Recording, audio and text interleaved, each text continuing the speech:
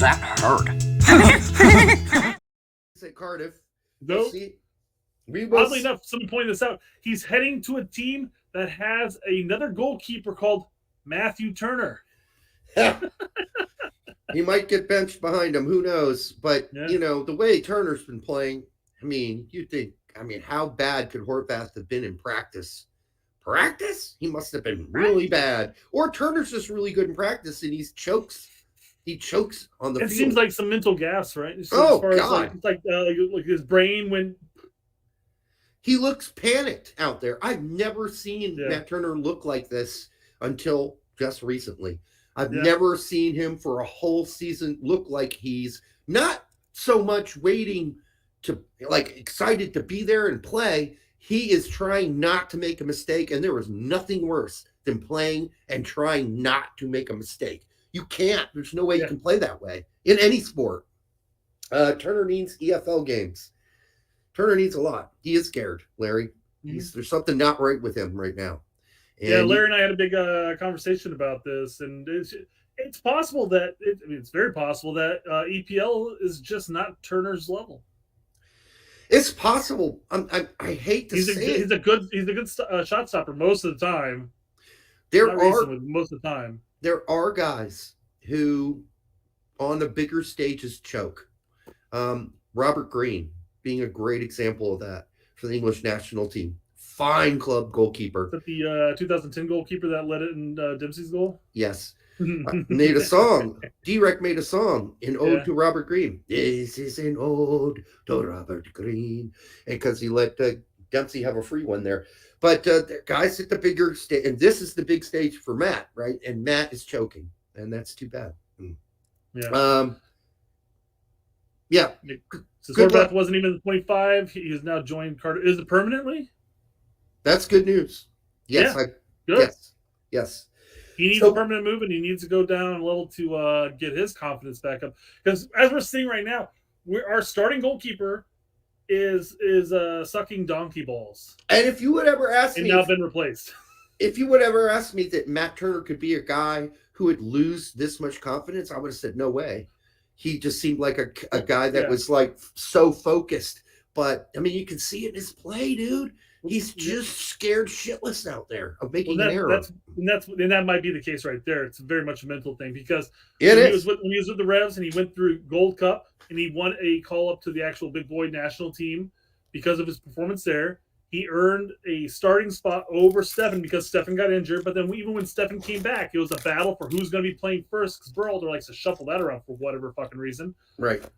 And he was going on, and people were like, "Well, he's been playing above his his weight. He's punching above him. His weight. Yeah.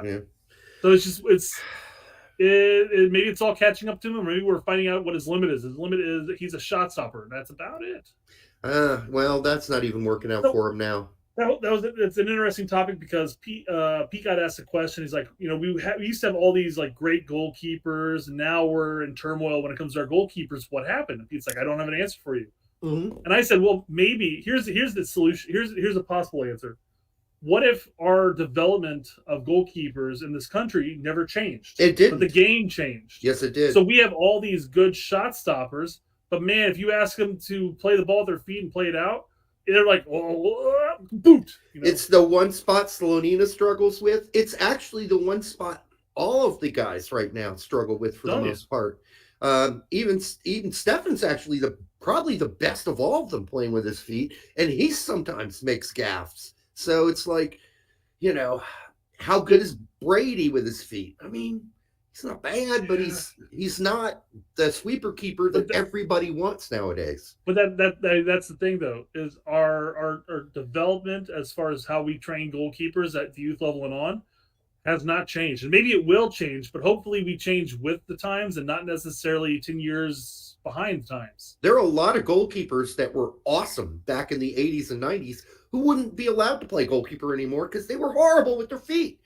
And, really, would Howard be considered a top goalkeeper anymore? No, I don't think so, because he's not good with his feet, nor was Friedel, nor was nor was Casey Keller. The position, as you say, has completely changed. But I will say this about those three goalkeepers is their confidence never got shook. Howard made mistakes. We pointed them out. Sometimes he got caught off his line a bit too much every now and then. Yeah, he got up muscled early on. His confidence, their confidence, those three goalkeepers never shifted at all. It didn't matter. They're brick walls. They're shot stoppers.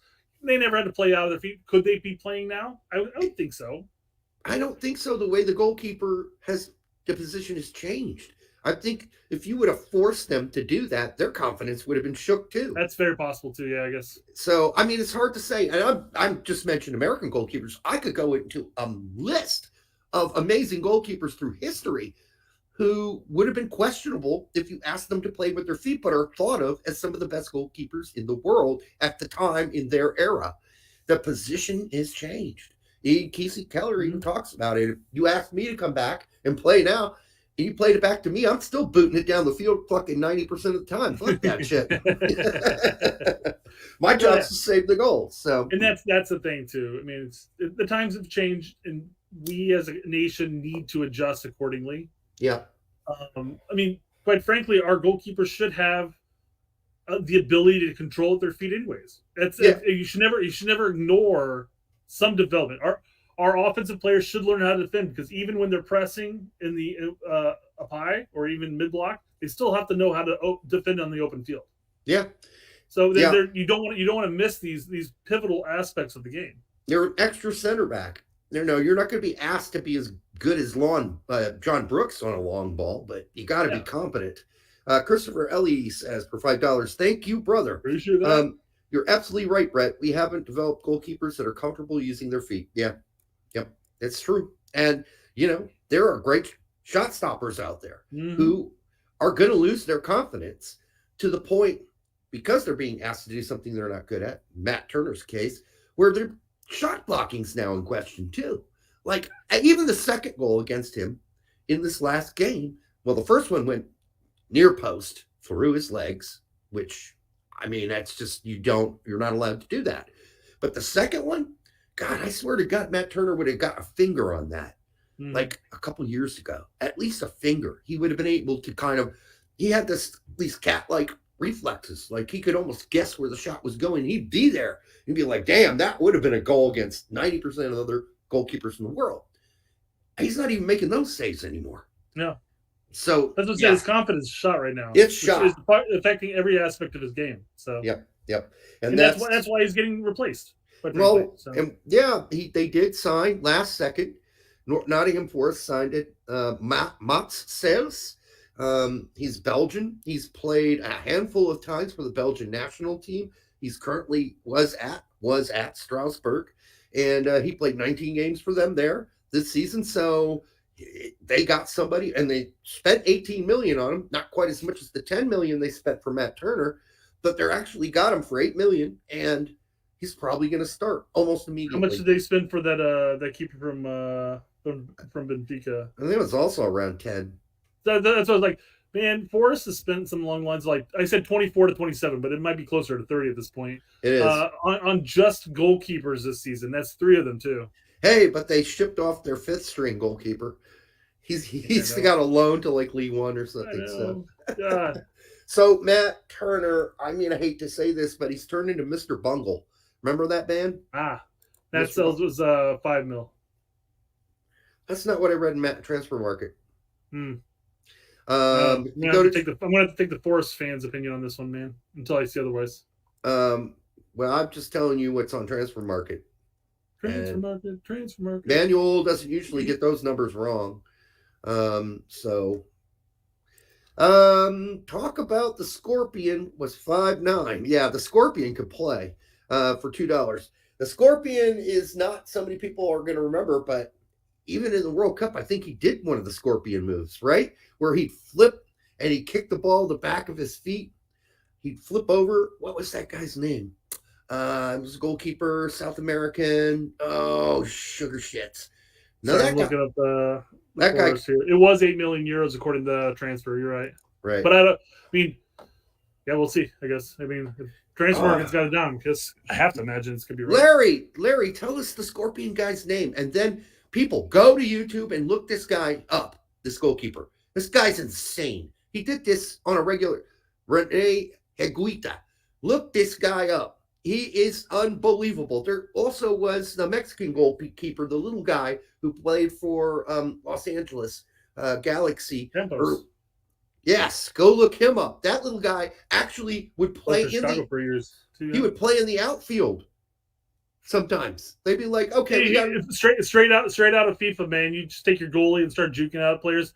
God, the actual recording didn't come out because our audio was fucked. Oh, that guy was a dick. We were playing a couple of other players, a couple other groups of people, and there were a couple of them that would just like take their goalie out and try to out dribble the team, get dispossessed, and then as we're countering, he would cancel the game. It just bounced. I'm like, well, that was boring. What the heck? Because we were winning.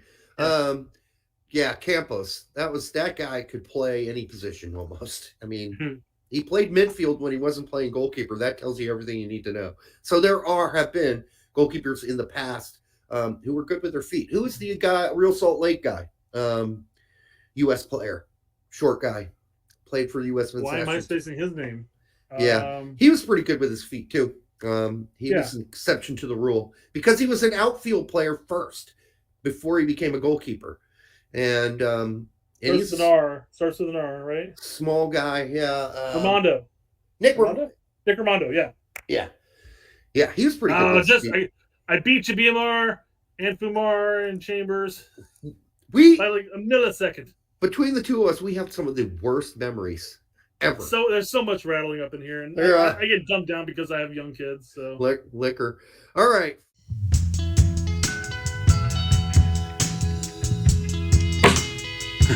That hurt.